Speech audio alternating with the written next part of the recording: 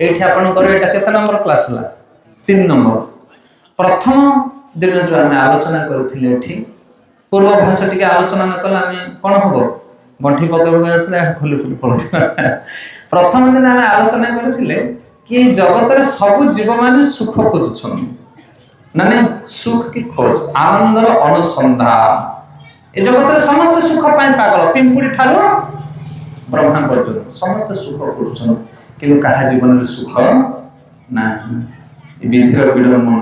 अच्छा सुख पाइबा पई चारिटा जो व्यवस्था आम कहते कौन कौन चारिटा प्रणाली आहार निद्रा भय मैथुन लोक खाया पियार आनंद ना पाई चाहछन्ती निद्रा बढ़िया कि खट पलंग बिछे कि सोई आनंद देवे आ मैथुन माने स्त्री पुरुष संगम आउ आत्मरक्षा माने घर द्वारा भली भाव निजर सुरक्षा पई बैलेंस इत्यादि प्रॉपर्टी बढ़े किंतु पशु पक्षी मान आम हीन हो जाइए मनुष्य माने मन पड़े ना प्रथम दिन क्लास पूरा विषय आलोचना आम मनुष्य ही आमर आहार विहार ठीक नहीं बरं पशु मैंने आम श्रेष्ठ भाव में बंचुन से पशु समाज अपेक्षा मनुष्य समाज आज अधिक दुखी पशु समाज एत दुख नहीं एत बीमार नहीं एत झगड़ा नहीं मारपिट नहीं किंतु मनुष्य समाज अधिक दुख कहीं कारण आम जीवन बंचार शैली शिखिने ना संसार सब कुछ आवेलेबल भरी रही तो ताहले स्पेशल पॉइंट कौन बाहर से दिन ना धर्म धर्म ही एक अधिक विशेष धर्म विहीन पशु समान आहार निद्रा भय मैथुन सामान्य एतद् पशुभिर्नराणा धर्म ही एक अधिक विशेष धर्म विहीन पशुभिर समान मनुष्य यदि धर्म विषय ज्ञान न ग्रहण करे ताहले गोटे पशु ठार मध्य से हीन हो जाए से धर्म कौन धर्म विषय में आलोचना करथिले से दिन जेमति जलर धर्म हैला निम्नगामी अग्निर धर्म हैला ऊर्ध्वगामी उत्ताप प्रदानकारी सेमिति जीवन धर्म कौन से विषय मनुष्य जानना दरकार जीवन धर्म हैला से होची सेवक से कहार ना कहार सेवा करिवो सेवा करवा होचे मनुष्य धर्म से सब बेले सेवक देशर सेवा करिवो जातिर सेवा करिवो पितामातांकर सेवा करिवो गोमातांकर सेवा करिवो निजर पुत्र कन्या मानकर सेवा करिवो किछि न मिले कुकुर धरि तार सेवा करिवो सेवक से केबे मालिक होई परिवो नाही तमे कहछो मु आम घर मालिक आ की मालिक तमे मालिक न तमे चाकर घर रखो घर जते समस्या सब तम ऊपर हो कि ना मार्केटिंग दरकार परिवा दरकार ये दरकार ओ दरकार किए आणुची तमे आणुचो घरे किछि समस्या ल बुझुची किए तमे बुझुचो का देह खराब वाला मेडिकल किए नउची तमे नउचो तमे की मालिक मोटे कुकुर को धर के तार मालिक जाउची हैं चैन ले धर के जाउची तो से कहछि ये मो कुकुर मु ता मालिक किए कुकुर किए मालिक सत कथा कहलो खराब लागे भाई कथाडा किंतु रियल देखो तार खाइबा पीबा 1 2 3 4 सब तमे बुझुचो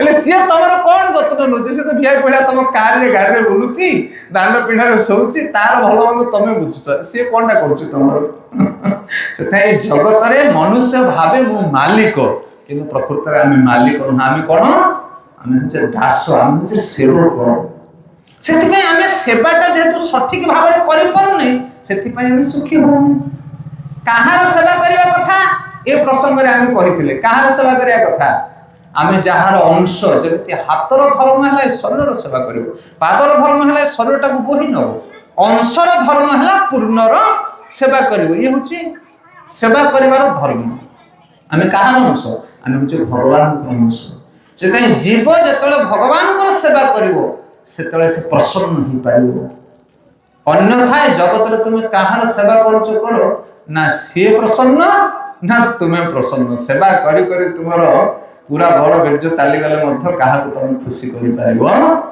नाही आ द्वितीय दिन हम आरंभ करथिले कथा कि धर्म विषय हम जानबा कोठु जीव जदे धर्म विषय न जाने से पशु संग समान आमे धर्म विषय कोठु जानिबा आजिकल अनेक प्रकार लोक अनेक प्रकार कथा कहउछन लोक माने के कहउछि बापा मान को सेवा करबा होछि परम धर्म के कहउछि देश पई जीवन दबा होछि परम धर्म के कहउछि पॉलिटिक्स रे लड़िबा होछि परम धर्म के को प्रकार कथा कहउछन प्रकृत धर्म विषय में कोठ ज्ञान पाइबा द्वितीय क्लास रे आमे आलोचना करथिले भगवत गीता। भगवत गीता होची धर्म ग्रंथ। ए जगत रे जते प्रकार उपदेश रहिछि सबठारु श्रेष्ठ उपदेश होची कोटा भगवत गीता। हरे कृष्ण। भगवत गीता होची मैनुअल बुक। मैनुअल बुक माने निर्देशिका पुस्तक। जब गोटे टीवी मोबाइल रेडियो गाड़ी जहाँ किसी किणुचे ता देहर गोटे आसुछ कि निर्देशिका पुस्तिका केमिति चलेब जंत्र को ता विषय लिखा थाए। सेमति मनुष्य कौन खाइबो केमिति बंचिबो केमिति सोइबो केमिति उठिबो तार डिटेल पूरा भागवत गीता रे अछि। ब्राह्मण रो कौन कर्तव्य, क्षत्रिय रो कौन कर्तव्य, वैश्य रो कौन कर्तव्य, शूद्र रो कौन कर्तव्य सब गीता रे लिखा अछि। गोटे 25 वर्ष पर्यंत ब्रह्मचारी बयसर पिलार कौन कर्तव्य से कौन करवा दरकार। 25 वर्ष पर्यंत जने युवक हो युवती हो तार कौन कर्तव्य से कौन करवा दरकार, तार डेली शेड्यूल लाइफ केमिति हवा दरकार से कथा हम जणा नहीं।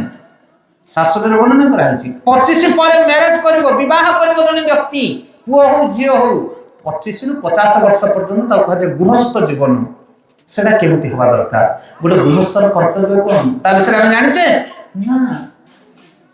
50 वर्ष डेला पर बानप्रस्थ पुत्र कन्या मान को घर भार दे दे वृद्ध वयस्क लोक माने संध्या समय रे जाय के मठ आश्रम रे कोन करिवे भजन करिवे। सकाळ पाइले बढी पाहंते उठी के स्नान करिवे, मंदिर को जाके प्रणाम करिवे।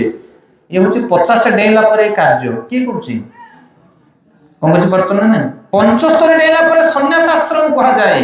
ये सब कथा शास्त्र रे वर्णन कराइछि। मनुष्य जन्म होबा ठारू मृत्यु पर्यंत केई बयस रे कोन करिवो को भली भाव रे ता जीवन को टर्न पॉइंट करके नबो से कथा गीता भागवत रे वर्णन कराइछि। सेथाई गीता को कहा जाय कोन धर्म ग्रंथ। तापरे गीता रे मुख्य 5टी विषय रहिछ हम आलोचना करथिले। प्रथमे 5टी विषय को सठिक भाव रे जने जदि बुझी जाए ताहले ए गीतार समस्त श्लोक समस्त उपदेश को से बुझी पारिबे न तार कंफ्यूज सृष्टि हो एटा माने कोन सेटा माने कोन सेटा माने कोन। सेति पई आमे गीता ए वर्ष जाक पढिबा ए भागवत गीता को वर्ष वर्ष पढले भी सरिबोनी किंतु आमे 2-3टा क्लास रे गीतार समरी तयारी करिबा। कोन बुझि पारतो कि नहीं ए भागवत गीता रे मेन एसेंशियल जिंस कोन अछि ता विषय जदि जने सुनि दबो ना ताहले प्रत्येक श्लोक प्रत्येक अध्याय को बुझिया पई कष्ट होबो ना। ए जो क्लास होबो 2-3टा क्लास ये बहुत इंपोर्टेंट क्लास बहुत इंपोर्टेंट। नले गीता तो समस्त पढुछन्ती किंतु ताको सठिक भाव रे हृदयंगम करि परिबेनी गीता सेटा Prabhupada कहंती Bhagavad Gita is a open secret knowledge. खोला रहिथिबा गुप्त ज्ञान पढिबे समस्ते किंतु हजम केही करि परिबे ना। सेथि एबे जो 2-3टा क्लास होछि अपन गीता ऊपर एटा बहुत मुख्य क्लास आको ठीक भाव रे सुनिना दरकार। तो गत क्लास रे हमें 5टा टॉपिक रो 2टा टॉपिक आलोचना करथिले। कोन 5टा टॉपिक गीता रे ईश्वर जीव प्रकृति काल और कर्म ए 5टा जिंस भागवत गीता रे वर्णन करा जायछि। आमे गत सप्ताह रे आलोचना करथिले गत क्लास रे ईश्वर किए। ईश्वर कहले 1000 उत्तर आसीबो किंतु प्रकृति रे ईश्वर किए गत क्लास रे पूरा क्लियर होइतिला डाउट हम ना 1000 प्रकार उदाहरण हम देथिले।